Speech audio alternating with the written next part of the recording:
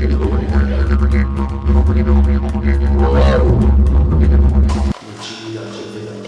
need to be reminded that the secrets aren't everything. Yeah, I talked to Michael Vance, who was in Montana at the time, and his friend came up with all this information. His friend is a very articulate guy. He's a journalist, and he's also a magician. He tracked him down, and it all sounded so good, like they had it all under wraps. But then when I read the actual information, heard him talk, well, it could be. It could be somebody else too, so I don't know. Could be worth a few more book sales. Yeah. So what happens with that? I mean, if you don't know who the original author is, how does a book like that stay in print?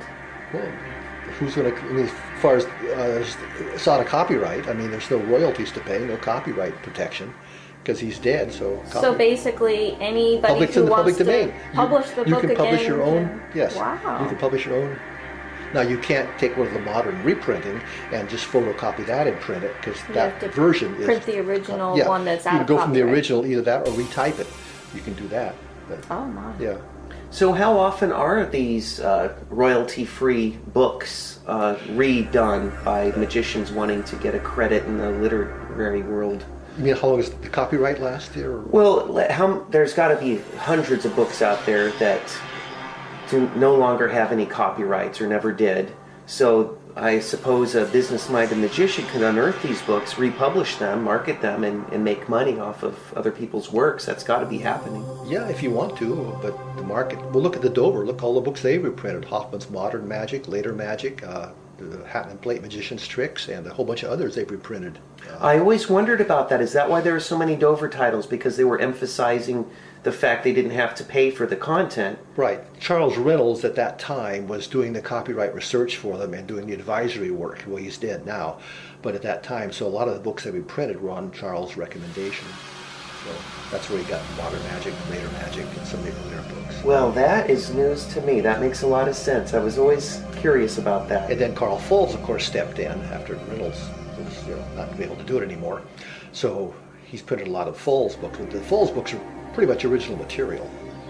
So, and some of them are not, like with the card magic, they just reprinted that because it's out of copyright. Very interesting stuff. Yeah. Of course, now it's always been about marketing, how you're going to promote whatever the works are. But according to what you're saying, somebody could just go back to any of those books and package them and sell them online and reap the profits if they do a good marketing. Help yourself. Yeah, it's a wide open field. Well, Sure. Pick a book. Pick out a book that's out of copyright and reprint it or do whatever you want. Sure. And how do you know it's out of copyright? Well, you have to, technically you should do a copyright search. However, if the book is more than about 35 years old, it's probably out of copyright. If the guys are dead. The copyright laws have changed several times. It was 17 years and renewable for another 17. But somehow the Carl Jones family has managed to keep Greater Magic under copyright protection. I don't know how they do it. They did give Kaufman rights to do 4,000 copies in a reprint. And he did an enlarged version of Greater Magic. But after that was out, he couldn't do it anymore because the agreement ran out. He published his 4,000 books and couldn't do any more. well, I think he'd be lucky to sell 4,000 books of that type in the expense. You know, they always... was they this were one gone of the first year. Oh, really? Yes. Wow. Also, I'm sure he did want to make some more then. Greater Magic is a good book. Yeah. That's why I say that's one that really sold. There's a big demand for it. Yeah. Yeah. Do you see any of the effects from Greater Magic being performed today? Oh yeah, linking rings, cups and balls, various card tricks. Yeah, a lot of the controls and things are in there. Yeah. Linking rings, cups and balls, and card tricks. I've never heard of those. Tell me more. Yeah. Now the routines may be a little different. There's certain, and some of the R.W. Hall effects. Some of those are, well, the grandson of R.W. Hall contacted me recently. He's collecting stuff on his grandfather's tricks, so he bought several R.W. Hall effects from me and things, booklets and so forth, and catalogs that had his tricks in them. So that's why I think of R.W. Hall, because I've been selling stuff to the grandson. So. Well, we were talking about this earlier when you were scoping through the books here at the Magic Bazaar Living Museum. The Magic Bazaar Living Museum. The Magic Bazaar Living Museum. The Magic Bazaar Living Museum.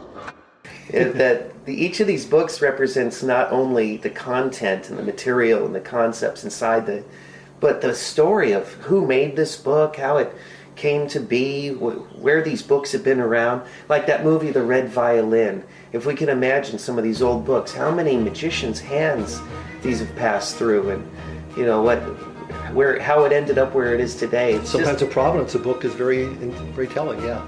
Yeah. They've maybe written their name in it or something like that. There was some kind of proof, or the book plate is in it, proof that they owned the book. So obviously a book that was owned by Houdini, he liked to write his name on everything he owned.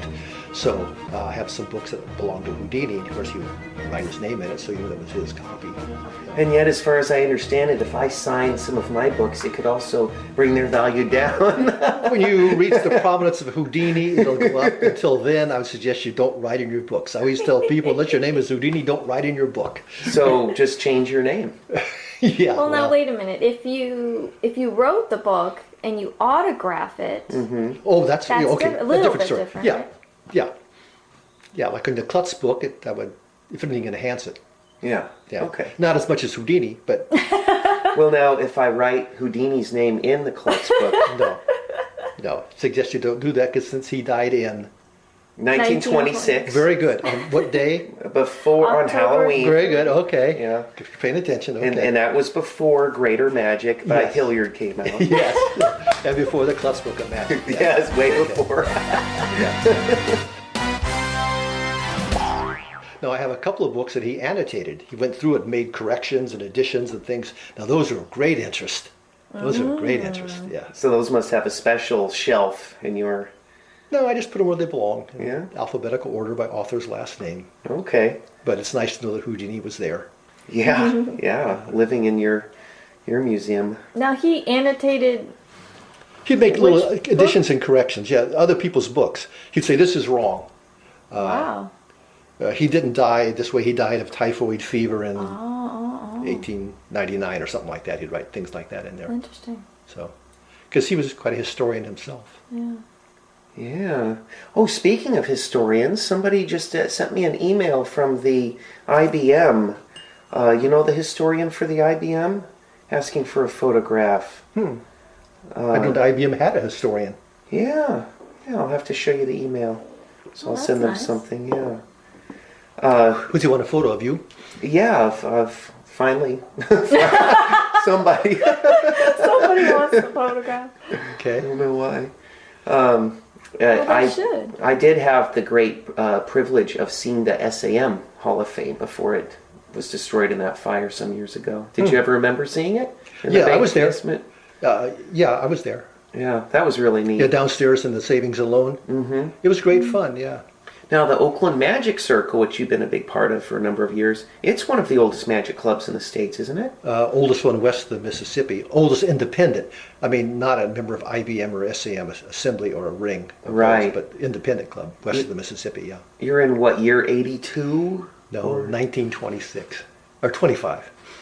The year that Oakland Magic Circle was founded? Yeah. 25. Okay, so what is, I can't do the math that quickly. I don't 75 and 12. I don't do a magic squares routine. Okay, 75 and 12. Here, hey, 80. 82. Yeah. 87. Oh. Okay, so I said 82. I wasn't that far off. Yeah. 87 years old. That is old for a magic club. Hey, 87. their 90th coming up. Yeah. Yeah, that's Oh, very you must cool. be planning it already, huh? So is there a historian? You must be the historian for the No, OC. actually, with the club, the historian doesn't actually know history necessarily. He just keeps the records. So our historian was Fred Casto, and then he backed off, and our new historian is a librarian and historian changed places. It's either David Samet or Mike De La Pena, one of the two. I forget. They kind of changed places. Oh, I got to show you. They keep changing jobs, and when he gets tired of one job, he switches to another job. I was looking through some old pictures the other day. Yeah, this is kind of fine print, yeah. Oh yeah, very difficult to read, but there is some great Yeah. stuff in that new Jinx. You'll need by glasses before Bill long. Madsen. Yes. But in this book, Someplace in your 40s or 50s, you will need reading glasses. yeah, that'll be coming up. Yes, I was reading this new Jinx, a fine hardcover tome by Bill Madsen. Got this from the late great Henry Scambini, which is a little off the path for his interest because it's mentalism, but most of it is done with He cards. didn't write his name in it. Okay. Yeah. Okay. But boy, this guy, I guess this book, what year would this have been originally written? The New Jinx, I don't remember. shortly after Animan passed I don't know, away. So 1950s, I think. 1940s or 50s.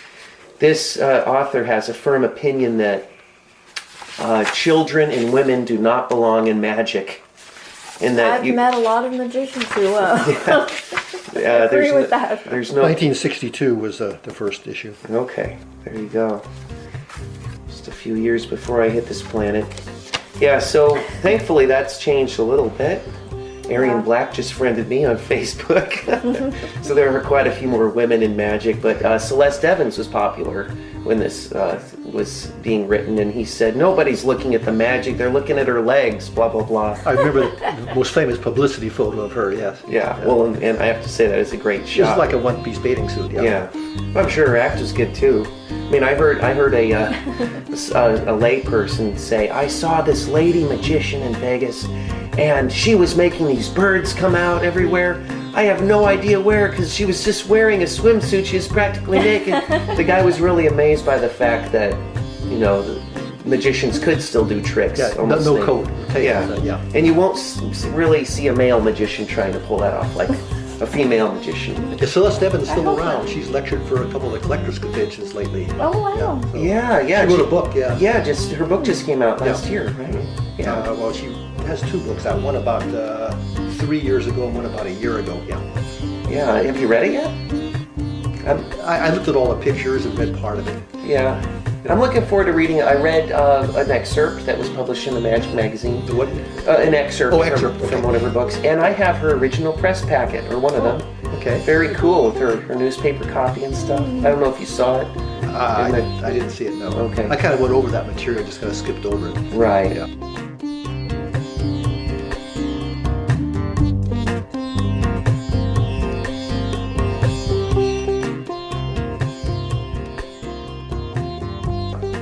So what do you got here? Oh, so this is an old picture. I was looking all around. Where is my award? How come I can't find this one? Well, this belongs to the Oakland Magic Circle, doesn't it? This is the one where after you win the stage contest, they put your name on the Oh, plaque. okay. That's the OMC copy? Okay. Yeah, so does the OMC historian own this plaque? Well, he or wouldn't what? own it. Now it's I probably... mean, We have a big metal cabinet in the back where we keep things that we have. So it's probably in that cabinet. I don't know. I don't even go into the cabinet. We have our librarian handles that material. you know, And historian, the two of them. wow, so there's a secret cabinet somewhere that houses all It's these not old secret. trophies. It's just a big old metal cabinet. There's nothing secret about it. And if you switch around the letters in the word cabinet, it's actually Macet. Okay, So that's from the OMC when I won the stage contest there one year. wait, was that you? Yes, that's me. Okay. He said the same thing when he saw my passport. He said, that's not you. Big old hair sticking out. You did? Your first passport. Yeah, one of them. Yeah. Because I was like, your passport now looks just like you. Oh no, I need another one. It's expired. They only last 10 years usually. Yeah. And I say, get your way in. You're going to Australia. Be sure and get way in advance because they're very slow. Yeah, I will. Unless you pay an extra $50, and then it's take a month instead of 6 months. Yeah. That's funny. Good Yeah. photo. Okay, great. Yeah. It's Yeah. a little piece of history there. Okay. And you're a common denominator because I've known you since, the OMC was the first magic club I went to. Oh, really? Yep. Where did you live back then? Well, I was living with my grandmother in Palo Alto at the time. This was 1984. Okay. And my first tuxedo I ever owned was a pale blue square tail. They're kind of dated now. Well, this is how dated it was. I bought it from William Wizard at the OMC auction, the first auction I ever It attended. wouldn't fit him now. Well, he He's said, the size of a basketball now. oh, I'm sure, yeah. But he sells me this tux, and I was excited because I never had a tux. It was light blue with dark blue trim. And he says, yeah, it's only $10. This is the tuxedo just like the kind Mark Wilson wore before he got famous. So I thought, wow, I'll wear this too before Willie's I get pretty famous. short. Was it a little short on you or not? He used to wheel and deal with stuff, so I don't know that he ever bought it with the intention of him wearing it, or Oh, if he okay. in fact ever wore Yeah, it. I know he used to come to the flea markets and things like that with a bunch of stuff to buy and sell, and Right. stuff he picked up or was given to him or whatever. Yeah. Yeah. William Wizard showed me my first thin sawing, and First, I remember helped him to build an appearance flash portal that Marshall Magoon ended up using for some big show. So I've known him and you a long time now. Has been a while, yeah. Yeah, so it's so great to have you finally see my library. Been talking about it for a couple of years. Yeah, a few years. Okay. So I got a couple of things. Is there anything you want to trade, or what do you want to do?